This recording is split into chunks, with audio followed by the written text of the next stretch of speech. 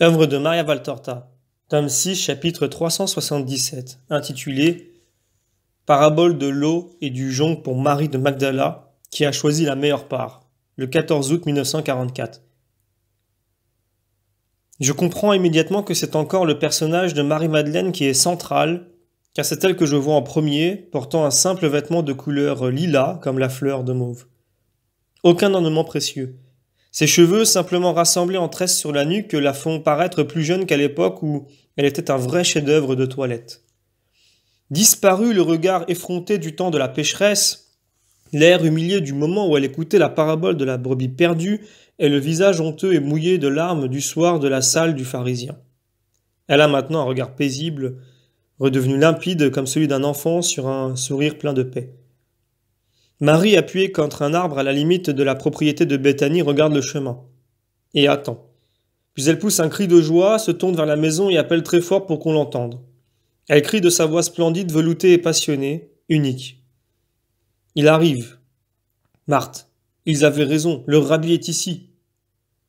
Et elle court ouvrir le lourd portail qui grince sans même laisser au serviteur le temps de le faire, et elle sort sur la route, les bras tendus comme un enfant qui s'élance vers sa maman, et, dans un transport de joie affectueuse, elle s'écrie « Oh, mon Rabbouni !» Je note Rabbouni parce que je vois que c'est l'orthographe de l'Évangile. Mais chaque fois que j'ai entendu Marie-Madeleine l'appeler, j'ai eu l'impression qu'elle disait « Rabbomi » avec un M et non un N.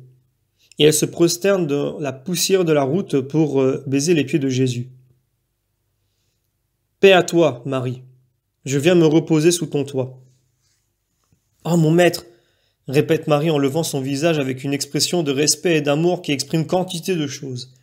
Tout à la fois remerciement, bénédiction, joie, invitation à entrer et allégresse parce qu'il entre. Jésus lui a posé la main sur la tête et il semble encore l'absoudre.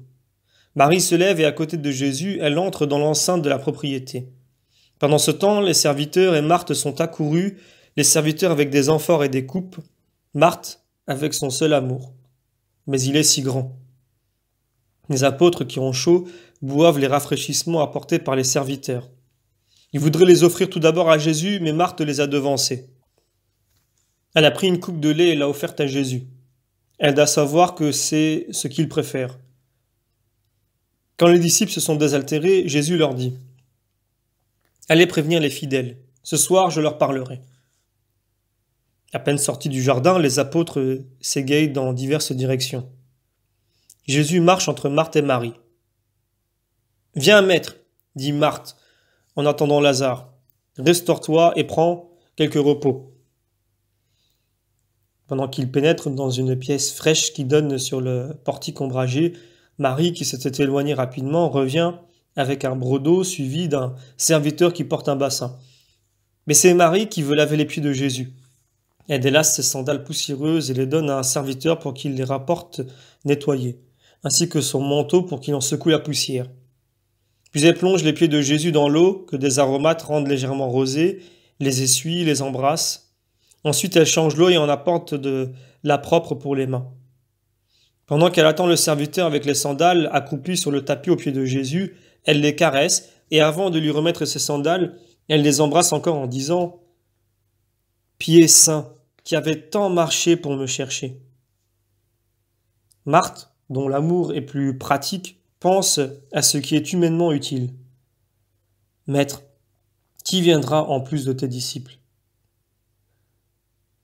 Jésus répond « Je ne sais pas encore exactement, mais tu peux préparer pour 5 autres en plus des apôtres. » Marthe s'en va.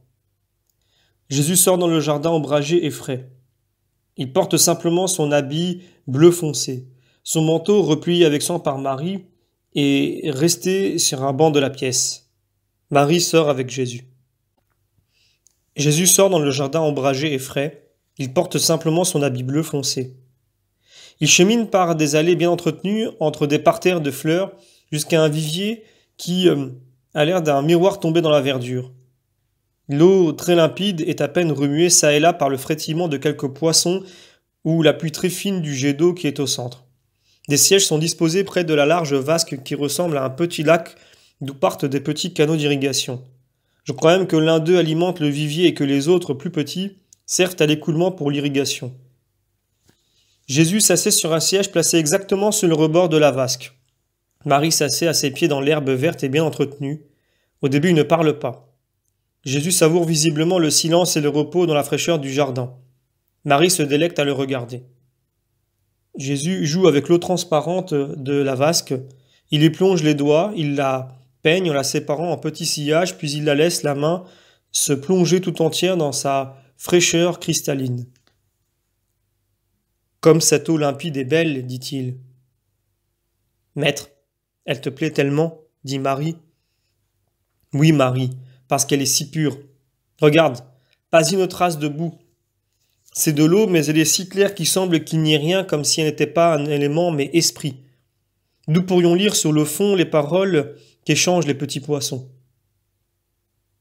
Comme on lit au fond des âmes pures, n'est-ce pas, maître? À ces mots, Marie soupire avec un regret caché. Jésus remarque le soupir qu'elle étouffe et il lit le regret que voilà sourire. Il guérit aussitôt la peine de Marie. Où y a-t-il des âmes pures, Marie? Il est plus facile à une montagne de se déplacer qu'à une créature de savoir se garder des trois impuretés.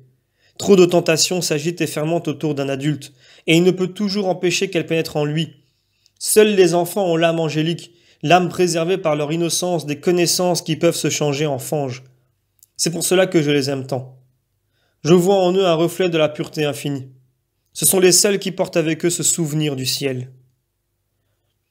La mère est la femme à l'âme d'enfant. Puis encore, elle est la femme à l'âme angélique, telle Ève sortie des mains du Père. Imagines-tu, Marie, ce qu'a dû être le premier lys fleuri dans le jardin terrestre? Ceux qui conduisent à cette eau sont bien beaux, eux aussi. Mais le premier sorti des mains du Créateur, était-ce une fleur ou un diamant? Était-ce des pétales ou des feuilles d'argent très pures?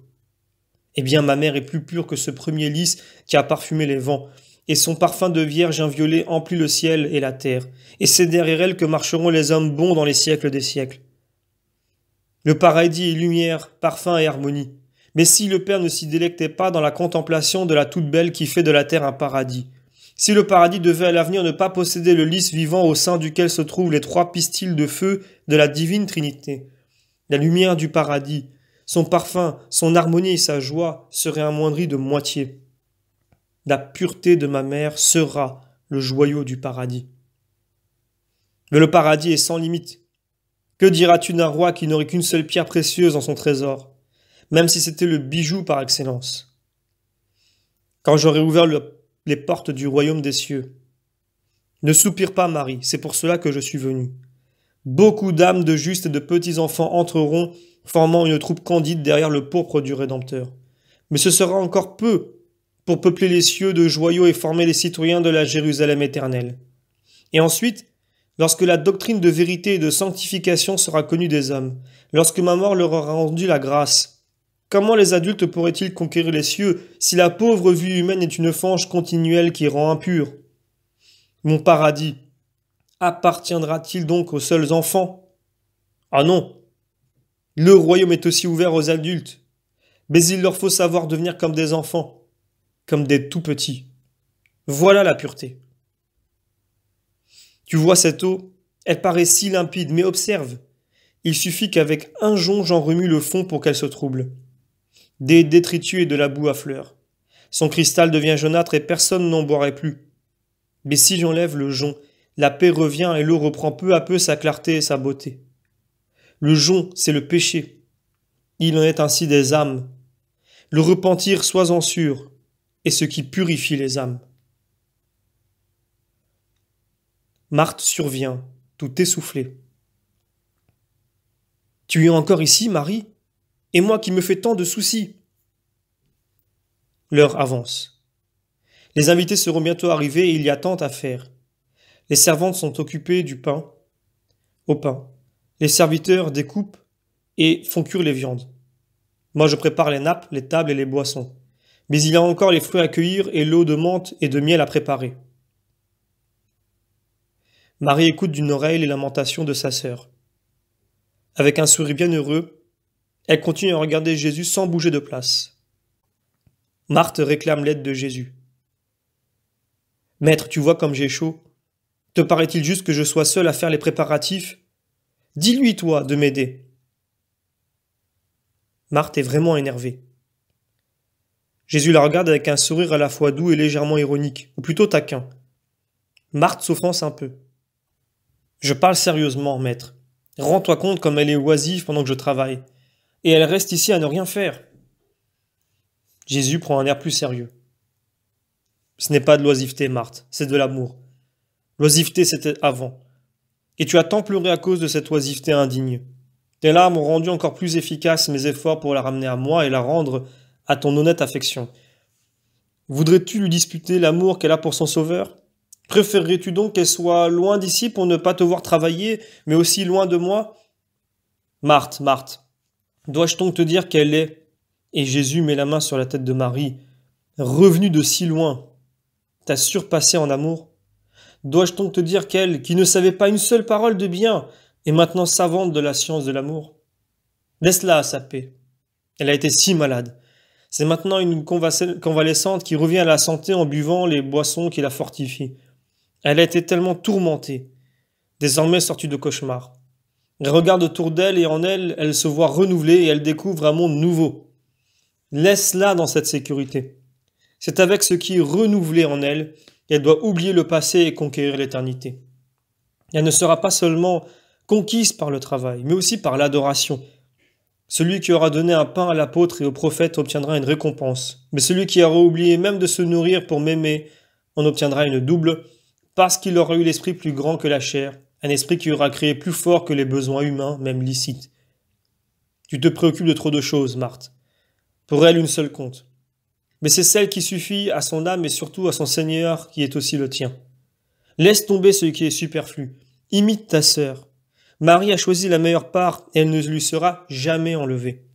Quand toutes les vertus seront dépassées, parce qu'elles seront plus nécessaires aux citoyens du royaume, la seule qui restera sera la charité. Elle seule demeurera toujours, telle une souveraine. Marie l'a choisie, elle l'a prise comme écu et comme bourdon. Ainsi, armée comme sur des ailes d'ange, elle arrivera dans mon ciel. Marthe, mortifiée, baisse la tête et s'en va. Ma sœur t'aime beaucoup et se donne du mal pour te faire honneur, dit Marie pour la justifier. Je le sais et elle en sera récompensée, mais elle a besoin d'être purifiée comme l'a fait cette eau, de sa façon de penser trop humaine. Regarde comme l'eau est redevenue limpide pendant que nous parlions. Marthe se purifiera grâce aux paroles que je lui ai dites. Toi par la sincérité de ton repentir. Non, pardon, maître. Mon repentir ne suffisait pas pour laver mon grand péché.